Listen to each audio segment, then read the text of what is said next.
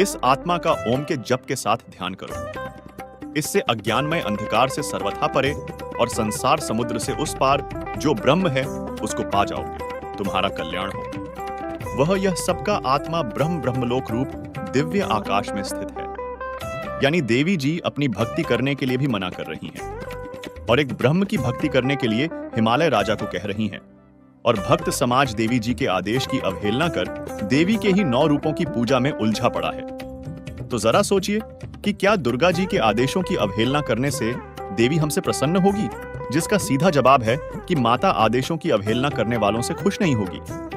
देवी भागवत में मां दुर्गा अपनी भक्ति करने को क्यों मना करती है? लेकिन अब सवाल उठता है कि देवी जी आखिर अपनी भक्ति के लिए मना क्यों करेंगी? तो आपको बता दें कि गीता अध्याय 8 श्लोक 16 के अनुसार ब्रह्मलोक से लेकर सब लोक बारंबार उत्पत्ति नाश में है। अर्थात ब्रह्मलोक तक जितने लोक हैं, जैसे दुर्गा का लोक, ब्रह्मलोक आदि तथा इनमें निवास करने वाले प्राणी जन्म मृत्यु के दुष्चक्र में हैं, यानी देवी दुर्गा भी जन्म मृत्यु के चक्र में है। इसलिए माता अपनी भक्ति करने के लिए भी मना कर रही है, क्योंकि प्रत्येक माता अपने बच्चों को खुश देखना चाहती है।